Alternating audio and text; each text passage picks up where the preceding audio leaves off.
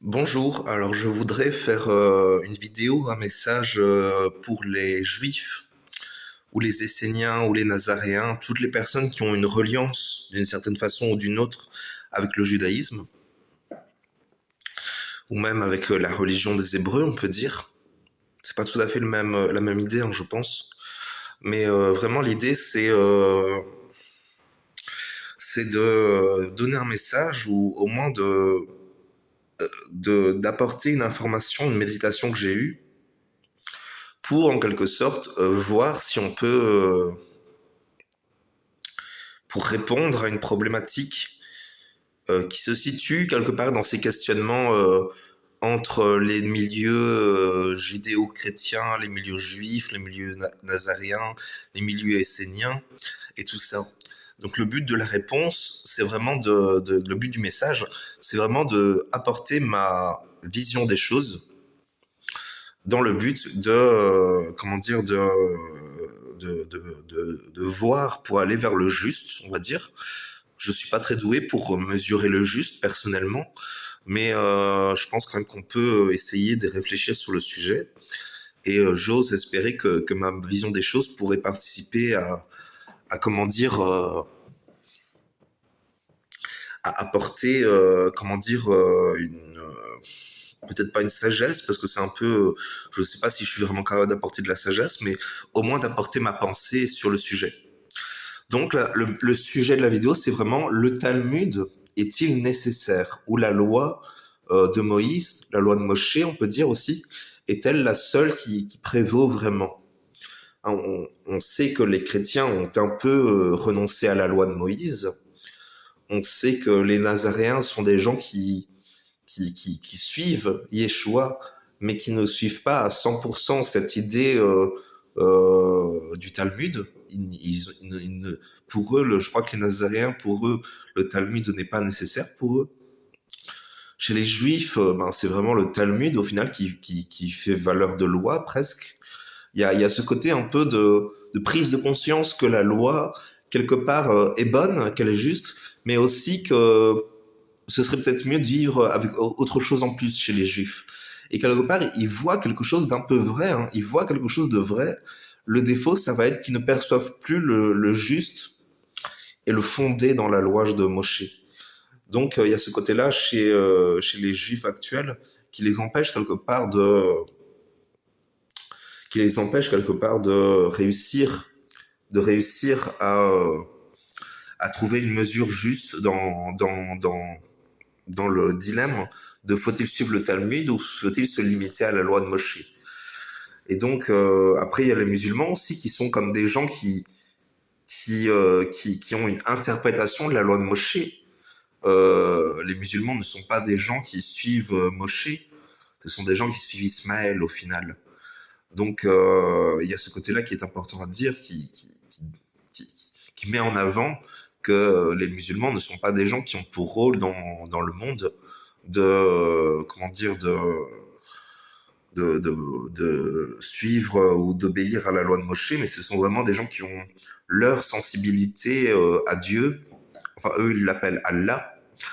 C'est une autre sensibilité en fait, une autre descendance des patriarches. Je ne sais pas si on peut dire que Ismaël est un patriarche. Le terme patriarche est quand même très connoté juif. Et il y a ce côté aussi que c'est Ismaël, c'était un peu, c'est un enfant d'Abraham, hein, mais c'est pas vraiment une figure majeure du judaïsme ou du christianisme. C'est une valeur, c'est une figure majeure, inconscientisée de l'islam en fait, Ismaël. À côté, il y a donc les chrétiens, les nazaréens, les esséniens et les juifs. Comment trouver la vérité et la lumière on va dire la lumière de Chokhmah pour les kabbalistes dans ce sujet-là, et comment aligner Chokhmah avec Keter et, euh, et Bina, c'est quand même ça le sujet majeur, et bien évidemment essayer de développer la pensée dans le but que tout l'arbre de vie soit utilisé pour cette pensée. Il me semble qu'il y a vraiment un côté genre de sensibilité et d'expériences différentes. Les Esséniens sont par exemple des gens qui ont une expérience complètement différente des Juifs originels, quand je parle des Juifs originels, je parle plutôt des Hébreux, quelque part, les gens qui ont hérité de la loi de Moshe. Quant aux Juifs talmudistes, je pense que c'est ça le défaut et la problématique, c'est que euh, ce sont des gens qui, quelque part, ont,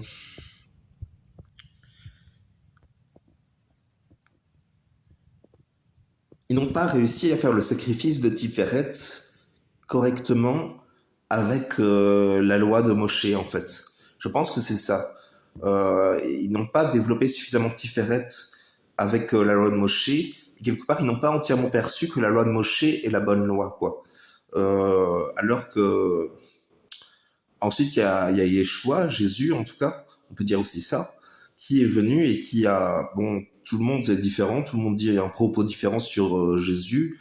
Il y a les chrétiens qui ont dit que Jésus venait apporter un message d'amour qui différenciait et qui apportait un autre message que celui de la loi de Moïse, ou qui complétait la loi de Moïse. Il y a ceux qui disent que Jésus était essénien, et dans ce cas-là, c'est les Esséniens. Il y a ceux qui disent que Jésus avait une pensée différente des Juifs de l'époque, et que c'était une pensée plus nazaréenne. Et enfin, il y a les Juifs qui vont analyser et comprendre Jésus au regard de la religion juive. Donc, comment dire, c'est très dur. Hein. Je ne suis pas, je pense que je n'ai pas les capacités de penser le sujet en fait. Mais il y a quand même un besoin au moins d'entente et de capacité à vivre ensemble avec ces religions. Parce que c'est ça la problématique, c'est vraiment les problématiques d'accusation entre les religions. Genre typiquement entre les juifs et les musulmans, il y a ce côté, ce sont des frères et en même temps ce sont des ennemis. Euh, il y a des incompréhensions, bien évidemment qu'il y a des incompréhensions, où il y a des jugements, quand même plutôt les jugements viennent quand même plus des juifs que des musulmans, il faut quand même le dire. Mais il y a ce côté, il faut réussir à faire valoir la lumière dans le sujet. Et la lumière, c'est les chrétiens qui sont censés l'apporter. Le défaut, c'est qu'actuellement, l'Église catholique n'est pas encore capable d'apporter vraiment la vérité sur la religion, d'apporter la lumière christique sur le sujet. Euh, comment essayer de trouver une lumière sur le sujet. Euh,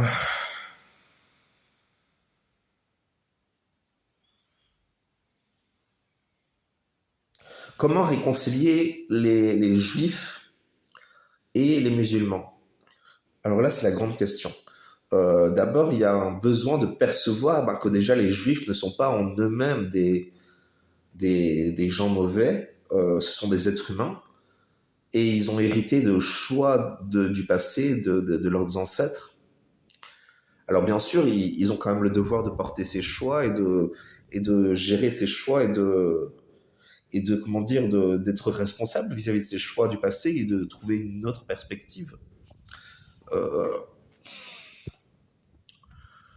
Il y a ce côté aussi qu'il faudrait, comment dire,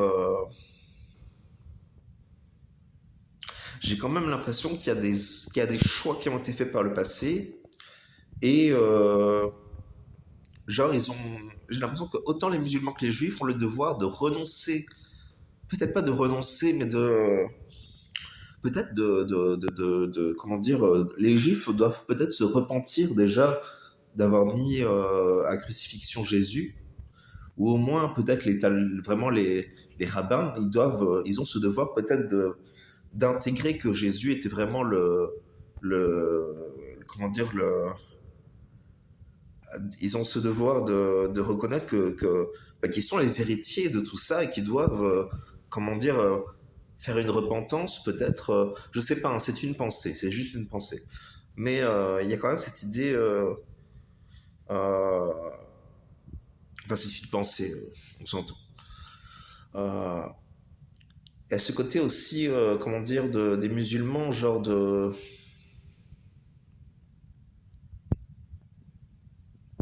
il y a un côté, c'est complexe, hein, parce que ils sont ces trois religions que sont le christianisme, l'islam et le judaïsme sont vraiment les trois religions qui sont censées, comment dire, s'entendre pour l'avenir du monde, l'avenir du peuple de Dieu. Mais en même temps, il y a comme une incompatibilité telle, et aussi il y a un état tel de ces milieux-là, qu'il y a comme une impossibilité de, d'entente entre ces milieux-là. Alors on sait il y a des affiliations qui se font. Le problème, c'est que ça se fait plutôt dans le mauvais sens, que, quoi, ça se fait vers le côté du gouvernement mondial, de la religion du gouvernement mondial. Bon, je ne pense pas que ça soit de Dieu. Je pense clairement que c'est quelque chose qu'on devrait dénoncer et essayer d'empêcher même. Je ne pense pas qu'on pourra l'empêcher, mais en tout cas, il y a l'idée de l'enlèvement de Dieu chez les chrétiens. Donc il y a cette idée-là qui pourrait être suivie. Il y a l'idée aussi du grand monarque, qui serait cette idée de mise en lumière de la vie sur le monde et que les gens pourraient retrouver une lumière qui les guiderait tous ensemble. Donc ce serait la tâche donc, des chrétiens d'incarner et de manifester cette lumière sur la terre pour que cette lumière puisse, comment dire, ramener les gens vers Dieu, que ce soit les juifs, les chrétiens qui se sont un peu détournés de Dieu, mais aussi les musulmans qui sont peut-être pas connectés au monde lumineux.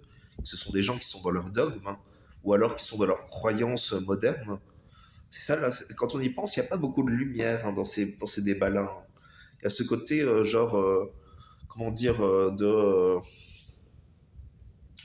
à ce côté chez les musulmans, soit ils sont forts dans leur dogme, soit ils ont une vision, on va dire, sensible et intelligente de l'islam, mais qui n'est pas forcément celle de la lumière, quoi. Ensuite, il y a les chrétiens qui ne sont pas encore suffisamment lumineux. Ils sont aussi les chrétiens, pour l'instant, ils essaient déjà de prouver et de baptiser le plus possible, ce qui est bien. Mais ça, le défaut, ça va être que ça ne s'oriente pas vers la mise en avant de la lumière dans la vie, en fait. Et c'est ça qui est problématique quelque part. Il faut vraiment aller voir la chaîne de se reconnecter à la source divine pour se reconnecter à la lumière, quoi. Parce que vraiment, bon, il y a plusieurs réponses possibles. Soit vous ne voyez pas la lumière face à cette chaîne et vous, dans ce cas-là, vous êtes aveuglé. Soit vous êtes en présence de la lumière et alors là, vous pouvez clairement voir. Euh, il y a ce côté-là sur cette chaîne qui est magnifique, c'est que vraiment on a accès à cette lumière via cette chaîne. Et donc, je pense qu'il y a en tout cas une nécessité majeure d'écouter le discours, de se reconnecter à la source divine pour, en quelque sorte, pour empêcher le pire et surtout pour manifester le meilleur et obéir à la volonté de Dieu, parce que c'est quand même ça. Hein. Au final, il faut quand même comprendre que nous sommes tous d'accord sur certains points qu'il faut obéir à Dieu, que Dieu est bon. Le défaut, ça va être que les chrétiens sont comme déconnectés de la loi de Moïse. Les juifs sont trop dans le Talmud et trop dans leur jugement. Les musulmans sont quand même, ils ont un côté un peu, comment dire, trop guerrier, trop jugemental et peut-être pas assez responsable dans le débat. Quoi. Ils n'assument pas pleinement leur rôle dans la vie. Ils ne sont pas connectés aussi au côté lumineux, donc il y a ce côté-là aussi. Euh, il y a les Esséniens qui ont un rôle, selon moi, à jouer. Donc, si un Essénien voit cette vidéo, j'aimerais beaucoup que vous fassiez euh, une vidéo pour donner votre point de vue lumineux sur le sujet du monde. Alors, je sais que vous êtes plutôt dans le but de transmettre la lumière selon les Esséniens plutôt que de politiser la chose ou de transmettre un message de jugement ou d'estimation sur le sujet. Mais pour moi, il y a vraiment peut-être au moins une vidéo pour apporter de la sagesse sur la situation, quoi. C'est assez complexe, hein, c'est très complexe ce que je vous demande, mais Si vous êtes vraiment bien si vous maîtrisez vraiment le sujet de la lumière essénienne, et je pense vraiment que ça pourrait être bon pour la situation sur Terre, quoi. Parce que il y a quand même le gouvernement mondial qui est en train de chercher à se manifester, donc bon, je pense qu'on pourrait l'empêcher, mais bon, vraiment, il y a un travail à faire, alors, ou plutôt une lumière à apporter, une lumière christique à apporter sur le sujet, quoi. C'est quand même le défaut de la religion essénienne, c'est qu'il n'y a pas beaucoup de présence du Christ, hein, quand même. C'est lumineux, mais c'est pas la lumière christique non plus. Enfin, en même temps, c'est plutôt le christianisme qui est censé apporter la lumière christique au final. C'est vrai que c'est normal au final. Euh, comment trouver un éclaircissement sur le sujet?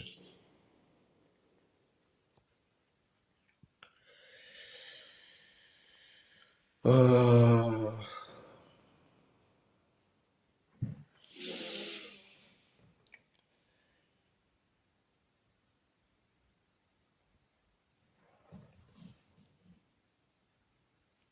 c'est complexe hein, parce que quand on observe vraiment ce qui se passe actuellement sur la Terre, le terrain est surtout en train de s'accomplir pour le gouvernement mondial en fait. Au lieu d'accomplir quelque chose de lumineux avec avec les vrais, avec les dimensions vérité, lumière des trois religions quoi. Au lieu d'être dans la lumière de chaque religion, les religions sont comme en train de s'agglomérer avec le gouvernement mondial parce qu'ils ne voient pas encore d'alternative.